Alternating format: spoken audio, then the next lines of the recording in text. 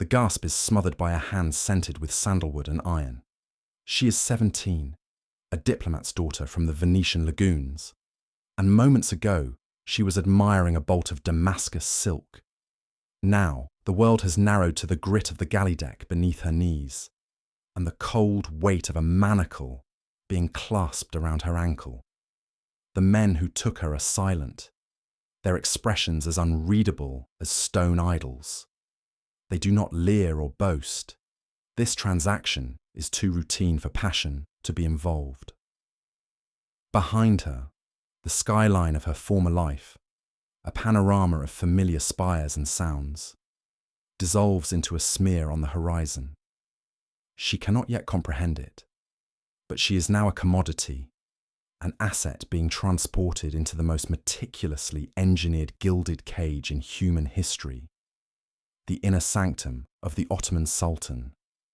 This is not a journey toward romance, but a descent into an exquisite machinery of control, where human souls were the currency and dynastic permanence the only god. What awaited her behind those marble walls was a paradox of unimaginable scale. The imperial harem was not merely a residence for the sultan's concubines. It was a sovereign nation within a nation, a labyrinthine universe governed by its own brutal laws and intricate hierarchies. To cross its threshold was to vanish from the world you knew. Your name, your faith, your lineage, all were surgically excised and replaced with a new identity, a new purpose scripted by the state. The stakes within this cloistered society were existential. For the hundreds of women confined there, every glance, every whispered word, every subtle alliance could be the catalyst for unparalleled elevation or a one-way passage to the Bosporus Straits, weighed down by stones. This was a world where a slave could become the most powerful woman in the empire, and a princess could become a forgotten ghost. It was an ecosystem of intoxicating ambition and profound isolation, a gilded internment that shaped the destiny of millions. To comprehend the harem's true nature, one must first dismantle the Orientalist fantasy of a decadent pleasure den. This was, first and foremost, a political instrument of breathtaking sophistication. Its primary function was not the sultan's carnal gratification, but the systematic cultivation of his heirs and the meticulous management of the empire's most valuable human resources. At the bottom of this rigid pecking order were the novices, the karis, girls acquired through conquest, gift, or purchase in the slave markets of Constantinople. Their induction was a process of utter obliteration, stripped of their native garb, their languages forbidden, their spiritual beliefs supplanted by Islam. They were reborn with Turkish names and assigned a value based on the cold calculus of potential, beauty, intellect, and perceived pliancy. They were raw material entering a refinery, to be polished, shaped, and deployed according to the empire's inexorable needs. Ascending from this foundational stratum was a complex pyramid of feminine authority. The Gediklis served as chambermaids, their presence a constant, silent hum in the opulent corridors. The Shagirds were apprentices, diligently learning the intricate arts that might one day capture a sovereign's glance. But the true architects of personal destiny were the Gözdes, the favoured ones who had momentarily snared the Sultan's attention. This ephemeral designation was both a triumph and a perilous precipice. Beyond them stood the Iqbals, his acknowledged consorts, and the Kardans, the mothers of his children, each a potent political entity in her own right. Their ascent was a treacherous climb, each step offering a more commanding vista of influence, but also a more devastating potential fall. This meticulously maintained hierarchy was the engine of the harem, a system designed to cultivate ambition while simultaneously containing its most destructive impulses. The architecture of this domain was a physical manifestation of its psyche, a breathtaking yet claustrophobic labyrinth of over 400 rooms, courtyards, and hammams, all enveloped in an aura of enforced seclusion. Gilded mosaics caught the dim light, and intricate muqarnas ceilings loomed like frozen honeycombs. Beautiful, yet compartmentalized. This was a world of soft fabrics, fragrant oils, and the constant whispered rustle of silk, a sensory tapestry woven to disguise the institution's unyielding carceral nature. The very air was thick with a potent cocktail of perfume and paranoia, and presiding over this gilded microcosm were its enigmatic guardians, the Black Eunuchs. These figures, castrated to ensure their neutrality, were the gatekeepers, the administrators, the spies. Led by the formidable Kisla Asa, the chief Black Eunuch, they controlled all ingress and egress, becoming the crucial conduits for information and intrigue. They were powerful, yet permanently othered, as trapped by their physiological condition as the women were by their social one. The education imposed upon the carriers was a comprehensive curriculum in soft power, a grand and relentless project of transformation. This was no simple tutelage in dance or music. It was an intellectual and social arming, designed to forge a courtesan who could also be a courtier, a lover who could also be a lobbyist. They were immersed in poetry, calligraphy, and the complex nuances of the Ottoman Turkish language. They studied theology to navigate doctrinal debates, and politics to comprehend the empire's shifting allegiances. Their training in etiquette, cosmetics, and the subtle art of conversation was a martial discipline for a war waged with whispers and implication. Every grace was weaponized, every skill honed to a razor's edge, all directed toward a singular, overwhelming objective: to enchant the most powerful man on earth and, most critically, to bear him a viable male heir. Their value was not in their fleeting beauty, but in their potential to become vessels of dynastic continuity. Yet the true machinery of the harem was not activated by education alone, but by the perilous calculus of reproduction. The moment a woman caught the Sultan's eye, her existence was irrevocably catapulted into a higher, more dangerous stratum of the game. A summons to his private chambers was not a romantic interlude, but a state affair. The entire complex watched, a silent judging chorus of rivals and allies. She would be prepared with ritualistic precision, bathed in rosewater, anointed with precious unguents, and draped in diaphanous silks. But this ceremony was merely the prelude to a far greater gamble. Success in that chamber meant potential immortality. Failure consigned one to the archives of obscurity. However, the true pivot point came not with the night itself, but with its biological consequence. If she conceived, she ascended to the rank of Caden, a mother to a potential future sovereign. Her body had become a dynastic vessel, and her personal identity was now subsumed by this monumental biological function. This promotion, however, was the gateway to the harem's most savage and Byzantine conflict, the War of Succession. In this cloistered world, motherhood was not a gentle bond, but a declaration of total war. The harem transformed into a shadow government, a turbulent court where the most potent political currency was a male child. The ultimate victor in this relentless contest was the Valide Sultan, the Queen Mother. Upon her son's ascension to the throne, her authority became colossal, often eclipsing that of the Grand Vizier. She influenced foreign policy, orchestrated appointments, and commanded a vast treasury. To secure this pinnacle of power, the Cadans and their factions engaged in a silent, ruthless struggle. Alliances were forged and betrayed with chilling expediency. Poison was rumoured to be a more common utensil than a spoon, and a whispered accusation could be a more effective weapon than a blade. The nursery was the front line, and the survival of a prince was the ultimate objective, pursued with a ferocity that mocked the very concept of maternal tenderness. This relentless competition birthed one of the Ottoman Empire's most chilling institutions, the cafes, or the cage.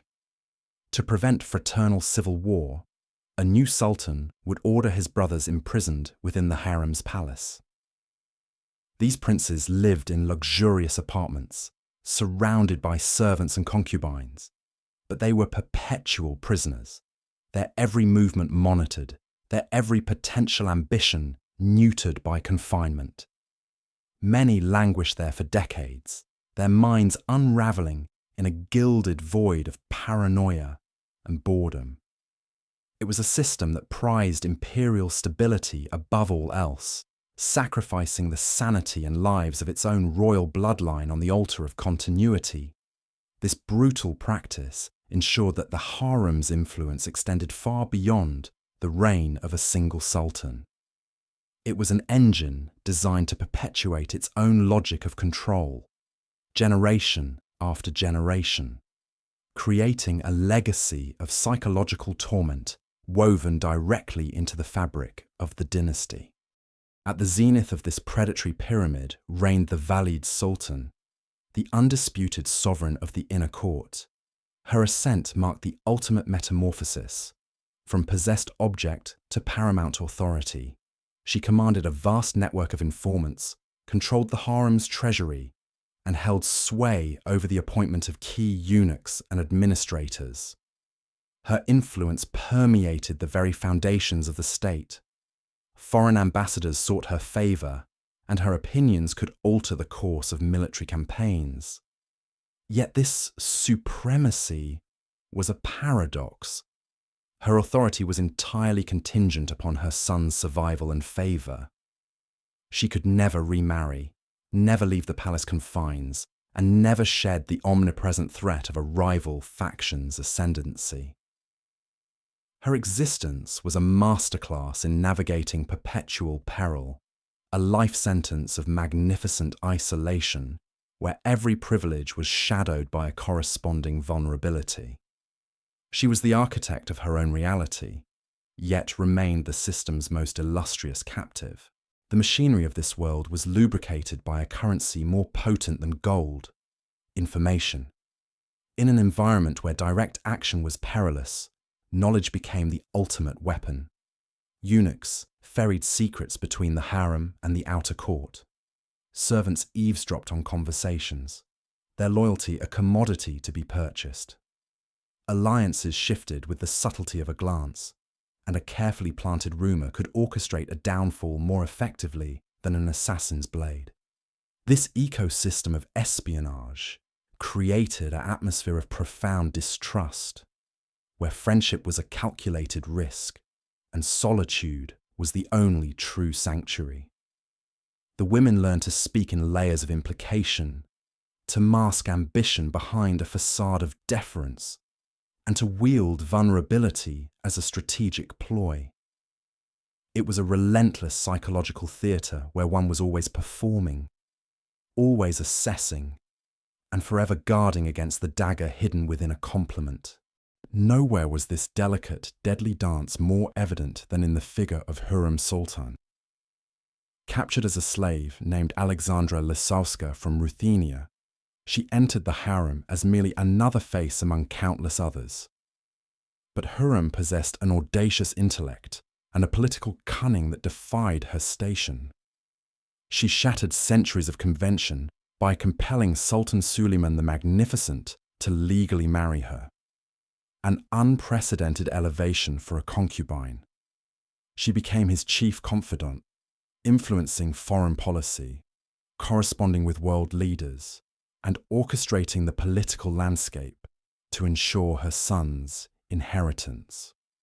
Her rise was a seismic event that demonstrated the harem's potential as a launchpad for unparalleled influence. Yet, her legend is also a testament to its savagery. Her maneuvering was implicated in the execution of the Grand Vizier Ibrahim Pasha and the strangulation of Suleiman's own son, Mustafa, removing a rival to her children.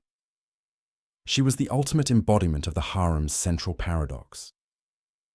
A woman who achieved supreme power by mastering the very system designed to confine her.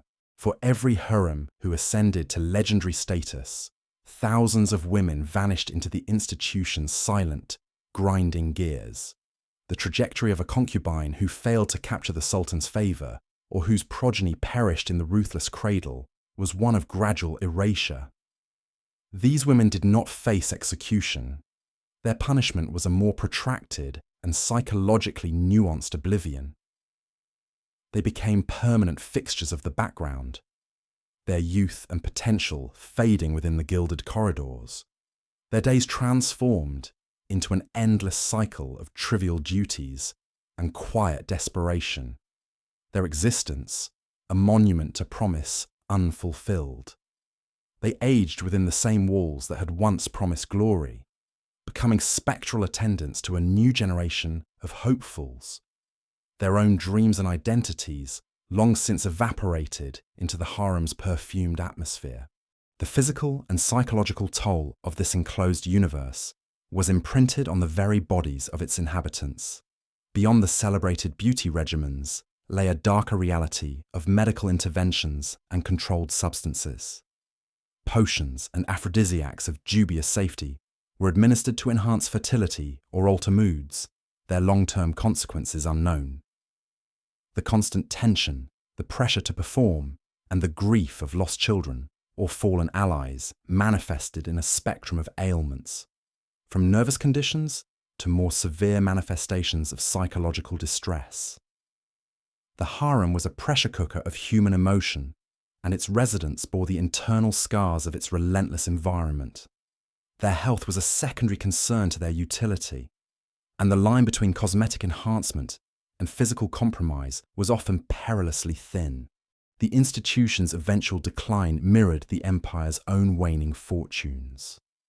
As the Ottoman state contracted under external pressures and internal decay, the vast, expensive apparatus of the harem became an unsustainable anachronism.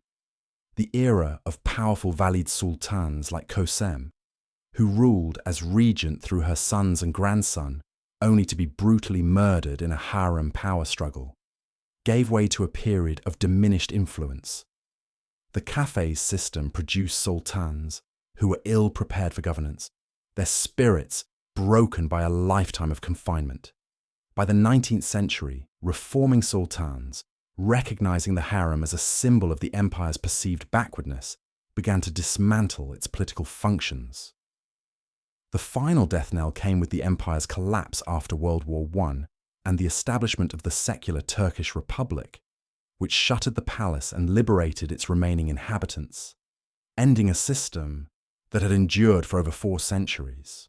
The dissolution of the harem's physical structure did little to erase its profound psychological legacy. For centuries, this institution had perfected a model of control that extended far beyond mere imprisonment. It demonstrated how human beings could be systematically stripped of their past, meticulously retrained, and then incentivized to participate in their own confinement.